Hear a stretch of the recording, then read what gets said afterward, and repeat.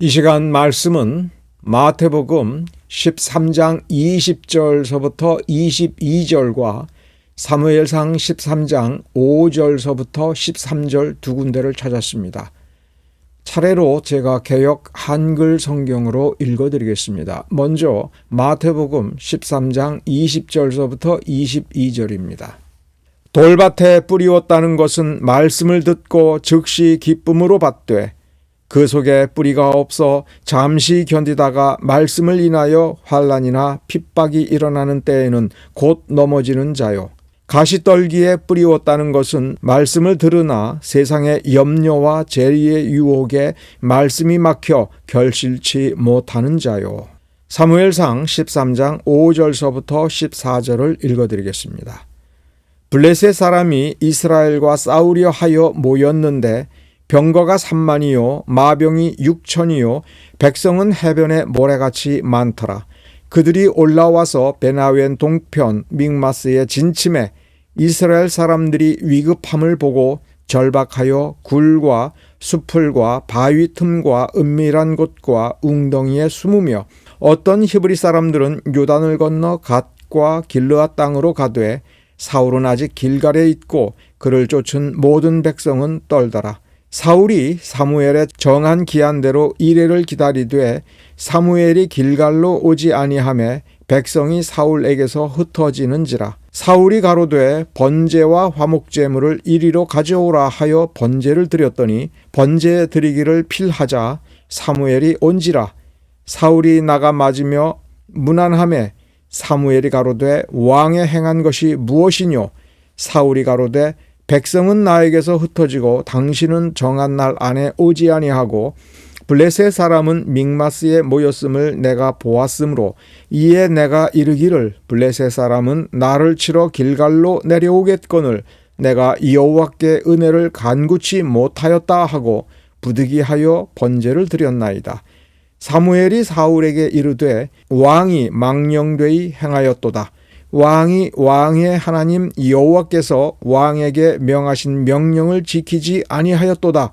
그리하였다면 여호와께서 이스라엘 위에 왕의 나라를 영영히 세우셨을 것이오늘 지금은 왕의 나라가 길지 못할 것이라.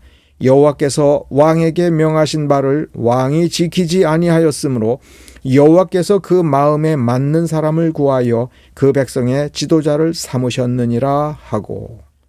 아멘.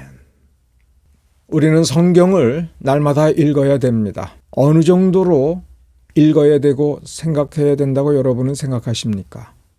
충분히 읽으셔야 됩니다. 충분히 생각해야 됩니다.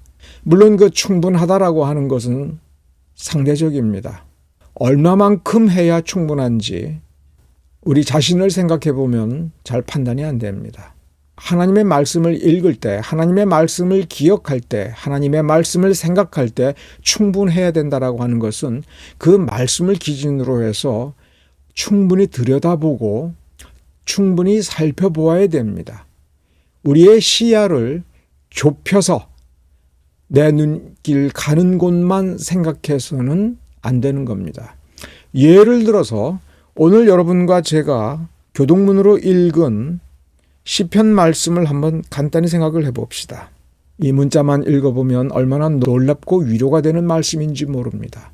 낮에 해가 상하지 못하게 하고 밤에 달도 해를 끼치지 못하게 할 거라고 하나님이 약속하셨다. 여호와께서 지켜서 모든 환난을 면하게 하여 주시고 또 내 영혼을 지키신다. 하나님이 지켜주신다고 써있다. 어떤 환난도 우리를 해칠 수 없다. 해도 달도 해칠 수 없다. 그러니 우리는 겁을 내지 않고 모든 것을 해도 된다. 자, 이렇게 해석을 하면 충분할까요? 믿음이 좋은 걸까요? 여기 이렇게 써 있지 않느냐. 구원은 하나님께서 주신다. 듣기만 하면 주신다. 그래, 나 믿는다. 예수 그리스도를 나의 구세주로 믿고 우리의 삶을 풍성하게 해주실 것이라고 하는 요한복음의 말씀이 내게 적용된다라고 나는 믿는다. 그러니 나는 천국 간다. 의심은 병이야. 나는 결코 의심하지 않아. 이런 각오를 가지고 평생을 산다면 그는 정말 구원받은 신자일까요? 시편 121편 말씀을 읽을 때, 이 구절을 읽을 때 그래, 실족하지 않게 여호와께서 지켜주신다. 모든 환난 속에서도 결코 망하지 않고 무너지지 않고 성공할 거야. 견뎌낼 거야. 이길 거야. 나는 이 말씀이 그대로 내게 실현될 줄로 믿어. 그런데 만일 내가 환난 때문에 큰 피해를 당하거나 회복 불가능한 타격을 받게 되었을 때 그것은 내가 의심하였기 때문에 그래.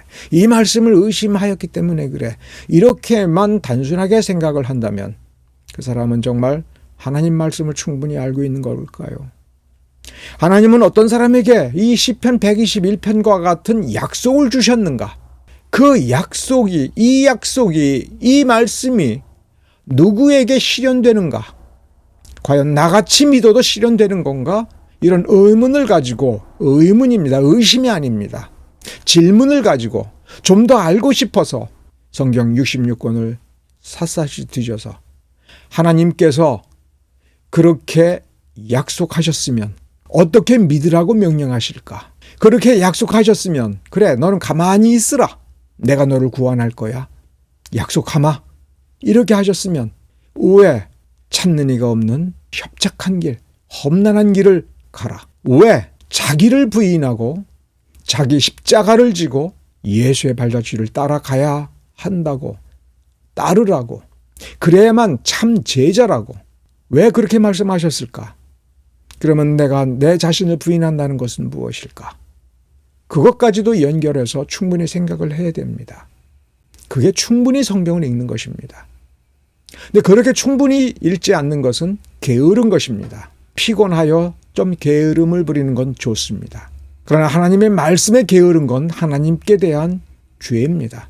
하나님이 우리에게 명령하신 것을 충분히 생각해서 지체 없이 바로 지금 이 순간 해야 될 것을 찾아서 하는 사람이 참된 신자라고 한다면 우리는 게으른 것이 얼마나 무서운 죄악이며 하나님께 대한 반역인지 고민하면서 생각해 보아야 됩니다. 이 말씀을 준행하라. 지금 하라.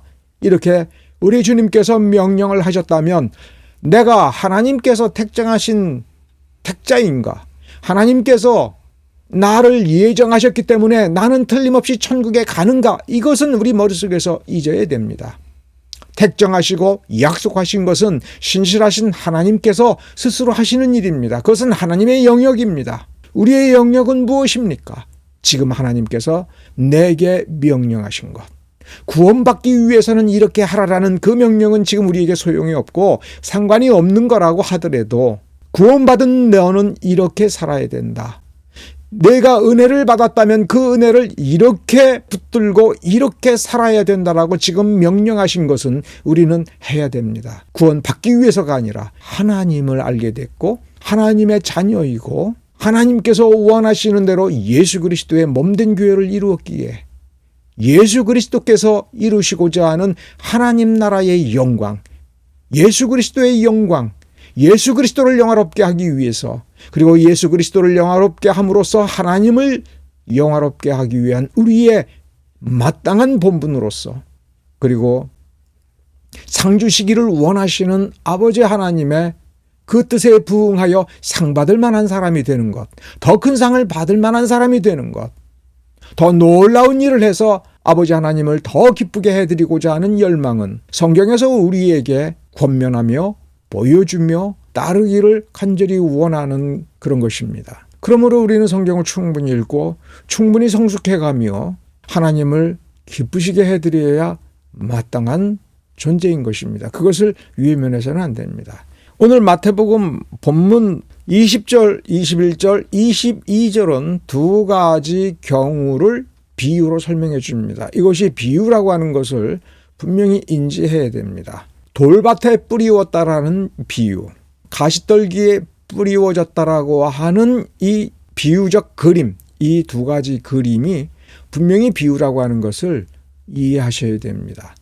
여기서 우리 자신이 은혜 받은 사람이다 혹은 은혜를 앙망한다면 주여 은혜 주시옵소서 은혜 주시옵소서라고 울부짖는 것은 가끔 필요합니다. 하나님을 그렇게 의지하고 기대하고 앙망하는 눈물 어린 호소 정말 필요합니다. 그러나 삶 전체를 놓고 보면 우리의 24시간을 울부짖음으로 채워서는 안 되겠죠.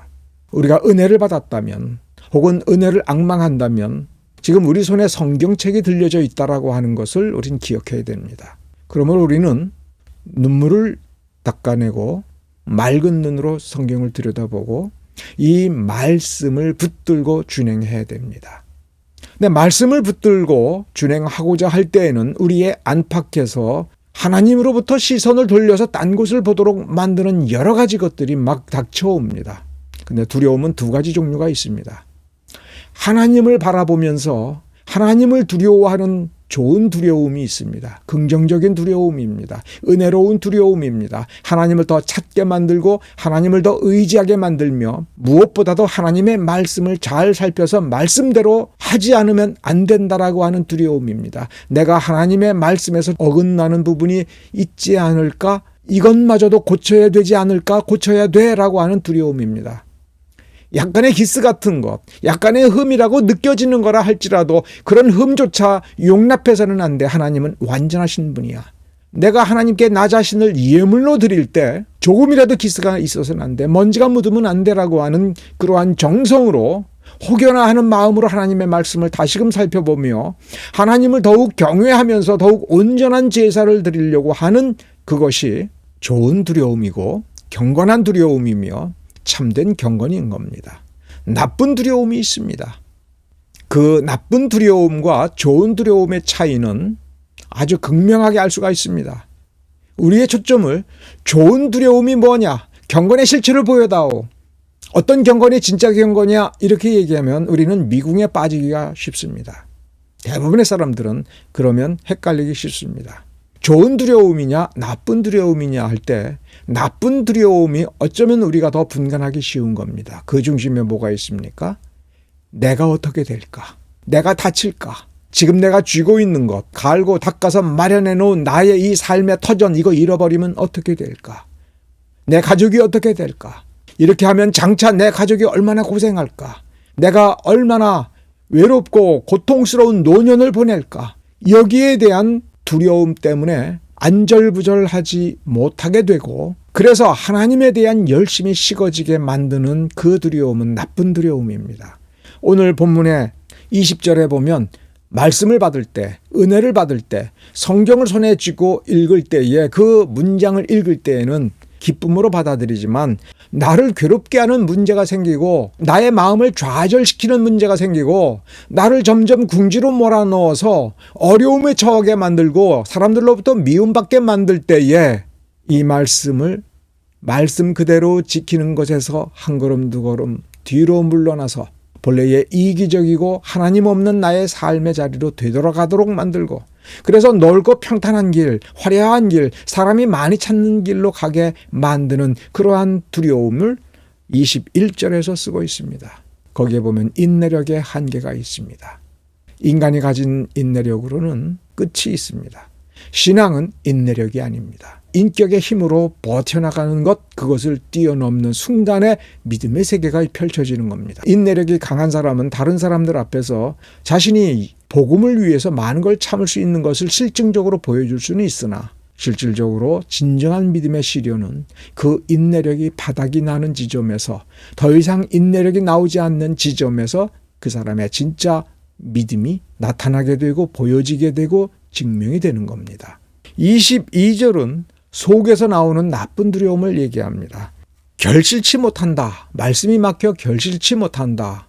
이 비유적 표현도 간단히 말하면 이겁니다. 말씀대로 살지 않게 된다. 그러니까 21절은 바깥에서 일어나는 현상을 보고 말씀을 지키지 않는 사람이 되는 거고 22절은 자기 속에 있는 두려움 때문에 말씀을 지키지 않는 사람이 되는 것이므로 둘 다 결실이 없는 사람이다라고 하는 겁니다. 씨 뿌리는 비유라고 혹은 네 가지 종류의 밭의 비유라고 우리가 인식하고 있는 이 비유에서 이 부분에서 말하는 건 하나님은 하나님의 일을 하신다. 하나님은 전지전능하시고 무한하시되 무한한 지혜를 가지신 분이다. 무한한 능력만 있는 분이 아니라 무한한 지혜를 가지신 분이기 때문에 하나님은 자기 일을 완벽하게 완전하게 이루실 것이고 자기 뜻을 온전히 성취하실 것이다. 내 인생에 있어서의 문제는 말씀을 받았으면 지켜야 된다. 말씀대로 해야 된다 하는 겁니다. 천국의 비유에서 우리에게 가르쳐주고자 하는 것은 천국의 비유, 여러 비유가 그 핵심이 예수 그리스도라고 할 때 예수 그리스도는 그 속죄를 온전히 이루었다. 하나님의 뜻을 온전히 이루었다. 그 은혜가 주어지면 틀림없이 구원받는다. 그런데 그 은혜가 주어졌는데 끝까지 잘 견디고 복받은 인생으로 살아가는 그 사람이 있을 뿐만 아니라 중간에 좌절하고 후퇴하고 좌절하고 퇴보하고 불신자처럼 되돌아가 버리는 사람이 있는데 그러면 하나님의 은혜는 뭐냐 이렇게 묻지 말고 그 은혜가 진짜냐 가짜냐라고 하는 것을 따지지 말고 하나님의 말씀에 집중하고 내게 주시는 말씀이 있으면 그 말씀을 말씀대로 살아라. 살려고 노력하라. 발버둥 쳐라. 힘이 부족하면 인내가 부족하면 두려움이 찾아오면 말씀을 들여다보고 그 말씀을 주신 하나님을 앙망하며 간구하고 간절히 몸부림을 쳐라. 그것이 너의 도리이다. 내가 할 일이다. 그러면 하나님께서 얼마나 은혜로운 분인지 네가 더 깊이 하나님을 알게 될 것이다. 하나님 나라를 더 깊이 알게 될 것이고 그만큼 천국은 네게서 가까워질 것이며 심지어 말씀을 충실히 지킬 때에 너의 삶이 곧 천국의 능력을 경험하는 삶이 될 것이다라고 하는 것을 우리는 이 비유를 통해서 거기까지 읽어야 되는 겁니다. 마태복음 13장 20절서부터 22절의 내용과 부합할 수 있는 구약의 실제 사례 가운데 하나가 사무엘상 13장 5절서부터 14절의 이 기록입니다. 재위 2년 차가 된 사울 왕은 자기 아들 요나단으로 인하여 블레셋 전쟁을 직면하게 되었습니다. 생각 밖으로 어마어마한 블레셋 군대가 믹마스에 집결하고 있고 길갈에 진을 치고 있는 사울 왕과 그 군대를 공격할 수 있는 상황이 되었습니다. 백성들도 듣는 바가 있고 보는 바가 있어서 저 어마어마한 블레셋의 그 군사력과 또 무장 수준을 보고서는 다들 겁에 질렸습니다. 왜 이 전투가 시작이 됐느냐라고 할 때 이스라엘 중에 소수가 가지고 있었던 하나님에 대한 믿음, 그 믿음으로 말미암는 자신감 때문에 그러합니다. 하나님은 여기에 대해서 책망하지 아니하셨습니다. 왜 공연히 전쟁을 일으키느냐 이렇게 책망을 아니하셨습니다. 오히려 사무엘이 도착해서 번제를 드릴 때까지 기다려라. 이렇게 하나님이 함께 해주시겠다. 그러나 이렇게 하라라고 하는 명령을 주었습니다. 하나님은 전능하십니다. 이 전쟁에 대해서 사울을 책망하지 아니했고 이 전쟁은 잘못 시작된 전쟁이라고 하나님께서 규정하지 아니하셨고 하나님께서 이 이스라엘에 처한 그리고 사울 왕이 처한 현실을 담담히 받아들이시면서 은혜 주시겠다고 하셨습니다. 전능하신 하나님께서 함께 하시는데 너는 가서 기다리라. 사무엘이 가서 번제를 드릴 때까지 기다리라 했습니다. 그 상황에서 이스라엘 백성들, 이스라엘 군대는 흩어지기 시작했습니다. 사울 왕은 군대가 없는 왕이라는 이름만 남은 그야말로 포로가 되거나 잔인한 죽음을 당할 것 같은, 그래서 더 이상 왕이 되지 못할 것 같은 그런 상황이 생겼습니다. 아무리 기다려도 사무엘이 오지 않으니 자기 손으로 번제를 드렸습니다. 사무엘을 통해서 명령하신 하나님의 말씀을 어겼습니다. 사울이 생각할 때에 이건 너무나도 절박한데 사무엘이 약속대로 나타나지 아니하고 있다. 사무엘이 약속을 어겼다. 내가 죽은 뒤에 그 약속이 무슨 소용이 있겠는가? 이런 식으로 생각을 했다는 뜻입니다. 그래서 사무엘이 와서 책망할 때 당신이 늦게 오지 않았습니까? 나는 기다릴 만큼 기다렸습니다라는 식으로 변명을 했습니다. 너무나도 절박하기 때문에 더 이상 기다릴 수 없다라고 하는 두려움에 사울이 무너진 겁니다. 이 본문을 우리가 충실하게 좀 더 충분히 들여다볼 필요가 있습니다. 왜 무너졌습니까? 사울이 왜 무너졌습니까? 죽을까 봐 무서운 것입니다. 자기가 망할까 봐 무서운 것입니다. 왕의 자리를 완전히 빼앗기고 호수아비 같은 왕이 될까? 혹은 잔인한 죽음 속에서 멸문지화를 당하고 자기 자식들도 다 죽고 이 나라까지 빼앗겨서 자기는 비참하게 인생을 마칠 것 같은 두려움에 그는 끝까지 이 나라의 왕으로서 살아남고 이 나라를 끝까지 다스리고 싶은 욕망에 굴복한 겁니다.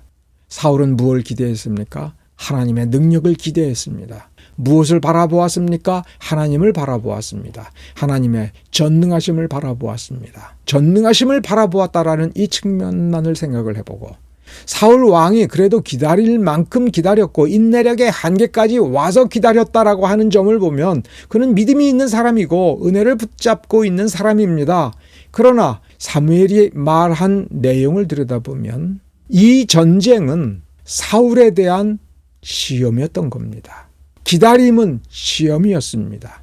언제까지 기다렸으면 좋았겠습니까? 사무엘의 말을 잘 들여다보면 끝까지 하나님의 말씀을 붙들고 모든 백성들이 다 도망가고 사울 주변에는 아무도 남지 않았고 심지어 블레셋 군대가 코앞까지 쳐들어와서 혹은 심지어 블레셋 군대의 칼날이 높이 쳐들려져서 이제 막 내려쳐서 사울의 목을 자를 수 있는 그런 순간이 오더라도 사울은 무엇을 믿고 있어야 됩니까? 가서 기다려라. 사무엘이 와서 번제를 드릴 거다. 사무엘이 와서 번제를 드릴 때까지 죽더라도 기다리는, 왜냐하면 기다리라고 명령하셨으니. 누구의 명령입니까? 하나님의 명령입니다. 어떤 분이십니까? 전지전능하신 분이고 이스라엘을 불쌍히 여기셔서 자비를 베푸셔서 애굽에서 구원해내시고 지금까지 지켜주신 전능하신 하나님입니다. 그 하나님이 기다리라고 했으니 어떻게 해야 됩니까? 기다려야 되는 겁니다. 왕으로서 어떻게 해야 되는 겁니까? 블레셋 군대를 두려워해서 도망치는 사람들을 향하여 담대함을 보여줘야 되겠죠. 하나님이 기다리라고 하셨다. 우린 여기서 기다리면 된다. 하나님께서 역사하실 것이다. 블레셋 군대가 우리를 포위하더라도 블레셋 군대가 우리를 칼로 쳐도 그래서 우리의 머리가 쪼개지고 목이 잘린다 할지라도 우리는 하나님의 말씀이 과연 하나님의 말씀이기 때문에 우리는 기다린다. 하나님을 믿는 건 그런 거다라고 하는 거를 왕으로서 보여주는 시험이었던 겁니다. 무슨 시험이었습니까? 사울이 왕이 되는 시험이 아닙니다. 사울이 언제까지 왕이 될 수 있느냐의 시험이 아닙니다. 그래서 다윗의 이름 그 자리에 사울이라는 이름이 들어갈 수 있는 그런 축복을 주고자 했던 것입니다. 그러나 사울은 말씀을 철저히 준행해야 된다고 하는 부분을 망각했습니다. 죽을지 모른다고 하는 위험 앞에서 그 믿음의 끈을 놓아버렸습니다. 그러나 사울은 고침받은 사람이 되지 못했습니다. 하나님의 말씀이 살아있고 전능한 말씀이기 때문에 행복한 사람이 아니라 불행한 사람이 되는 길로 접어들었습니다. 그 말씀에 그 선고에 개의치 아니하고 끝까지 자기 하고 싶은 대로 욕망으로 그 영혼을 가득 채운 사람이 되었습니다. 왜 그렇게 되었습니까? 은혜 받아서 왕이 되었고 은혜 때문에 블레셋을 이기고 모든 백성으로부터 신망을 얻은 놀라운 왕이 되었으나 오늘 우리 본문에서 보게 된 사울은 은혜로부터 멀어진 사람이 되었습니다. 그가 말씀을 몰랐습니까? 선지자를 몰랐습니까? 하나님께로부터 받은 명령이 무슨 명령인지 몰랐습니까? 다 알았습니다. 그러나 그 말씀을 소홀히 대하는 지점까지 왔고 그 인내력의 한계에 왔을 때 더 이상 견딜 수 없을 때에 자기를 의지하고 자신의 마음을 평안하게 하는 쪽으로 행동을 하면서 하나님의 말씀을 어겼습니다. 우리의 인생이 그렇게 되어서는 안 된다는 겁니다. 온갖 사나운 가시들이 우리의 영혼 깊숙이 찌른다 할지라도 우리는 말씀대로 하는 사람이 되어야 됩니다. 그저 예배당에 앉아서 기도하면서 말씀을 믿는다, 하나님을 믿는다라고 울부짖는 그 소리만이 믿음이 아니고 그 믿음을 붙들고 이 땅을 살아갈 때에 온갖 박해와 핍박과 염려와 그 다음에 온갖 경제적 손실이 온다 할지라도 말씀이 위대하다. 말씀만이 우리의 생명줄이다라고 하면서 그 말씀대로 믿고 살아가는 것. 우리는 그러한 믿음으로까지 성숙해야 됩니다. 예수 그리스도의 이름을 고백하는 건 그 믿음의 시작일 수 있습니다. 그 믿음으로부터 시작해서 날마다 성숙해져가는 여러분 되기를 바랍니다. 좁고 험난한 길을 예수의 발자취를 따라서 걸어가는 여러분 되기를 축원합니다. 기도하겠습니다.